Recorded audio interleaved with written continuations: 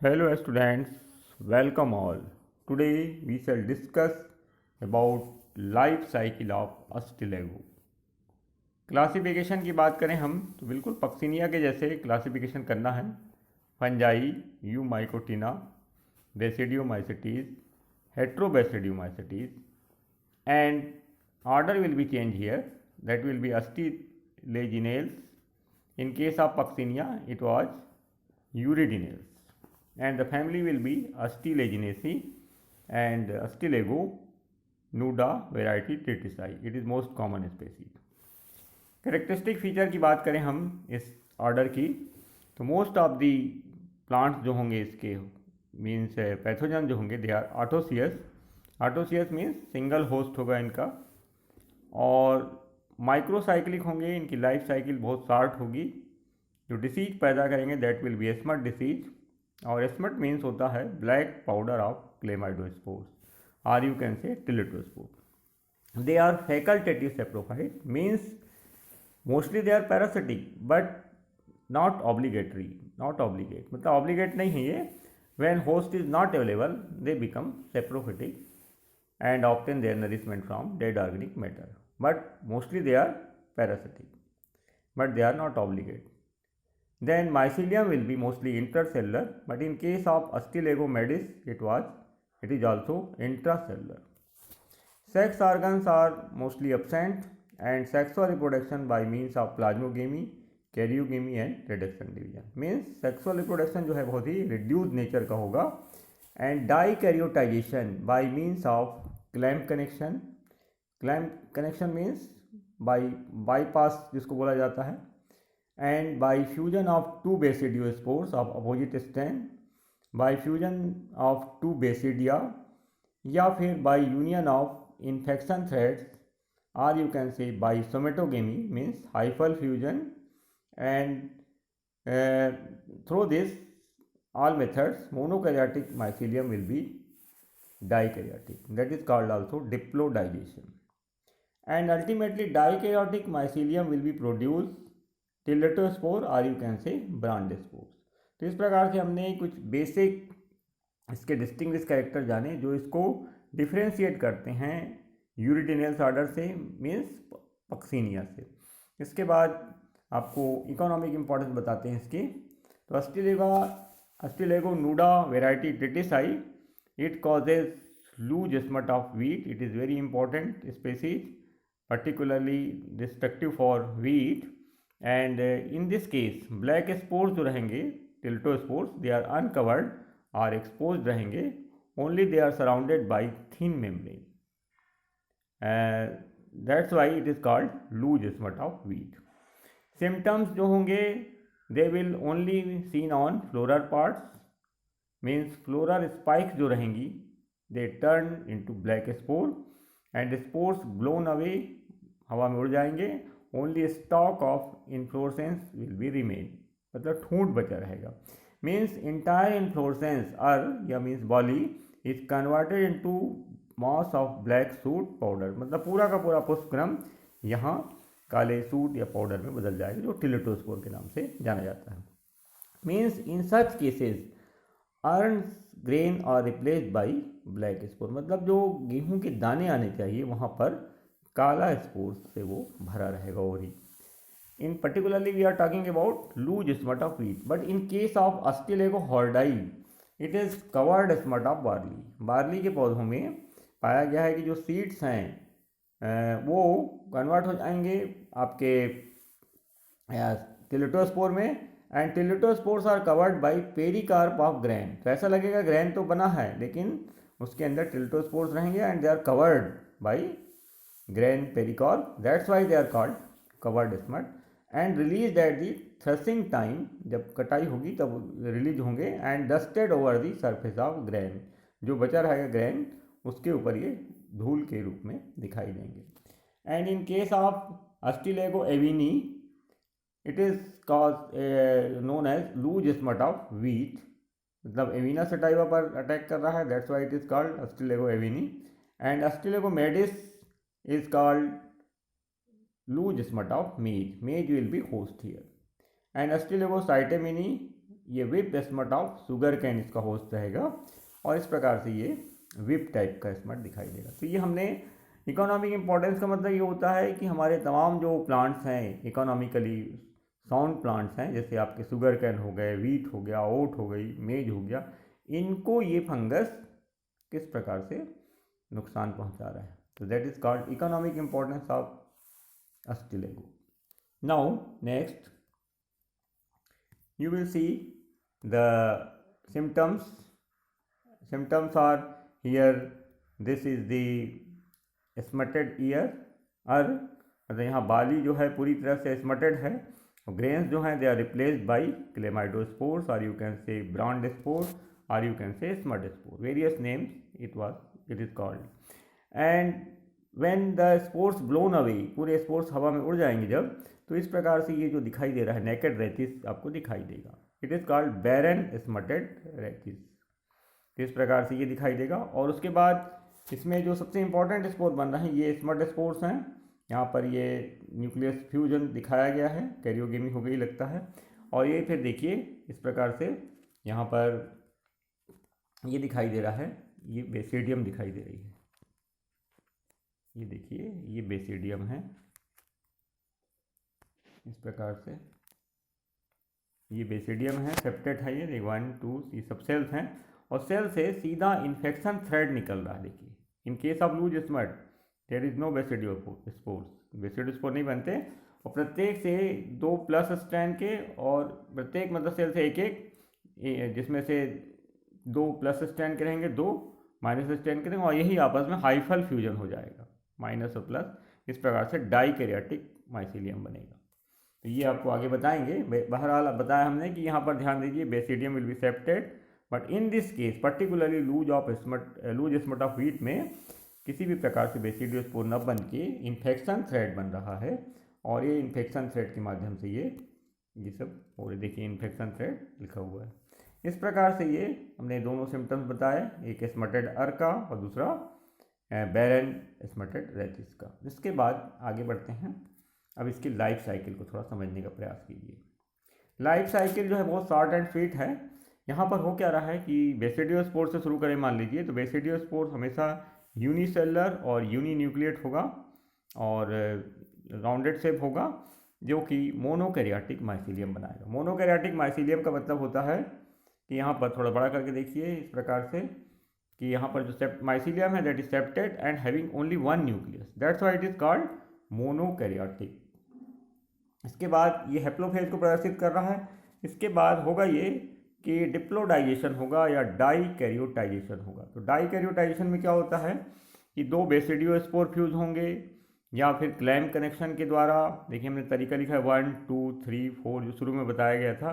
Either basidiospore will B fuse और basidia will be fuse और through clamp connection या infection thread के द्वारा या हाइफल फ्यूजन के द्वारा। तमाम मेथड्स हैं मोनोकैरियोटिक माइसीलियम से डाइकैरियोटिक माइसीलियम बनने की प्रक्रिया के लिए। That is also called plasmogamy and you can say dikaryotization. इस प्रकार से डिप्लोडाइजेशन हो गया और इसके बाद डाइकैरियोटिक माइसीलियम बन गया। तो मोस्टली क्लैम्प कनेक्शन के थ्रू ये बताया जाता है।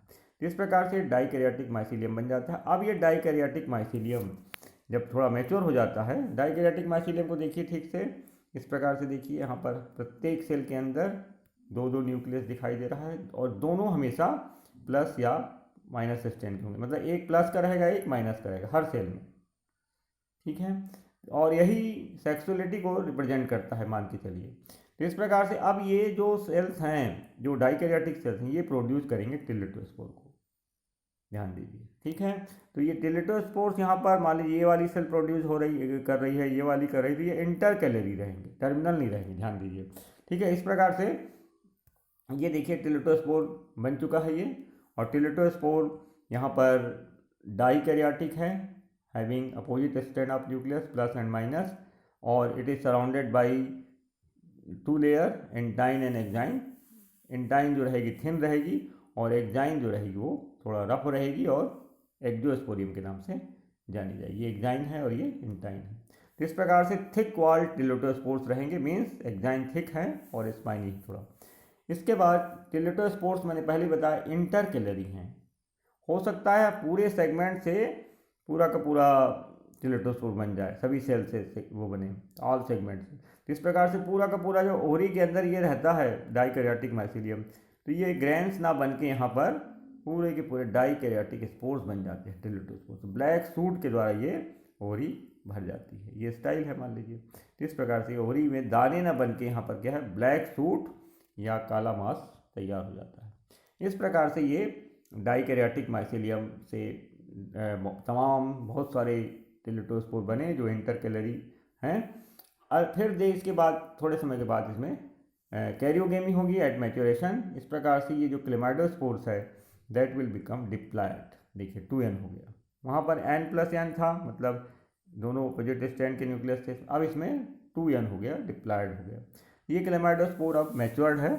अब इसमें रिडक्शन डिवीजन होगा, लेकिन in case of loose smut of wheat basidiospore का फॉर्मेशन नहीं होगा, देयर इज नो बेसिडियोस्पोर। और यहाँ पर मैंने पहले ही बताया कि बेसिडिया बनेगी, सेप्टेट होगी और उसके बाद इन्फेक्शन थ्रेड बनेगा। इस प्रकार से इसको थोड़ा बड़ा कर देते हैं, देखिए इस प्रकार से। तो ये देखिए यहाँ पर सेप्टेट बेसिडियम बन रही है, सेल्स बन रहे हैं, और सेल से फिर बेसिडियोस्पोर ना बन के इन्फेक्शन थ्रेड बन रही है जो आपस में जुड़ जाती है, एक दूसरे से टच कर लेती है, प्लस और माइनस वाली। तो इस प्रकार से ये डाइकैरियोटाइजेशन हो जाता है यहीं पर। इस प्रकार से डाइकैरियोटिक माइसीलियम बन जाता है आगे। तो इस प्रकार से कहानी यहाँ पर समाप्त हो जाती है। फिर वही स्थिति आती है, डाइकैरियोटिक माइसीलियम से फिर टिलेटोस्पोर बनते रहते हैं, ये चक्कर चलता है लूज एस्मट ऑफ व्हीट में। बट इन अदर केसेस में क्या होगा कि यहाँ पर बेसिडियम जो है रिडक्शन डिवीजन तो हो ही रहा है डिप्लॉयड न्यूक्लियस में, और 4 आपके सेल बन रहे हैं, बेसिडियम सेप्टेट हो रही है, बेसिडियोस्पोर्स बन रहे हैं, बट दे आर नॉन स्ट्रिगमेटा, स्ट्रिगमेटा नहीं बनेगा, ध्यान रहे।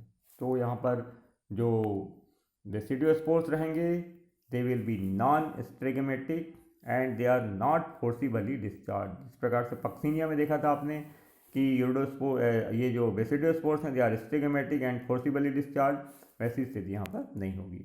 और फिर यहाँ पर देखा गया है कि जो बेसिडियोस्पोर्स हैं उनमें बडिंग के द्वारा असेक्सुअल टाइप से, मतलब कहिए रिप्रोडक्शन होगा और संख्या बढ़ेगी, और असेक्सुअल मोड कहिए या बडिंग के द्वारा कहिए, तो large number of basidiospore will be produce from these basidiospores. And then basidiospores किसी भी प्रकार से बने they will be of 2 strand plus and minus strand के द्वारा। तो यहाँ बडिंग के द्वारा हो सकता है, मतलब असेक्सुअल रिप्रोडक्शन कॉमन नहीं है यहाँ पर, बट बेसिडियोस्पोर में बडिंग के द्वारा देखने को मिल सकता है। इसके बाद फिर बेसिडियोस्पोर बन जाएंगे, बेसिडियोस्पोर से फिर वही स्थिति चालू हो जाएगी। इस प्रकार से जीवन चक्र अस्टिलेगो का चलता रहता है। मतलब लाइफ साइकिल बहुत शॉर्ट एंड स्वीट है इन कंपेरिजन टू पक्सिनिया, क्योंकि यहाँ पर मात्र 2 ही स्पोर्स बन रहे हैं, टिलेटोस्पोर और बेसिडियोस्पोर। टिलेटोस्पोर डाइकैरियोटिक है जबकि बेसिडियोस्पोर मोनोकैरियोटिक है। तो ये इस प्रकार से, और यहाँ देखिए फेज भी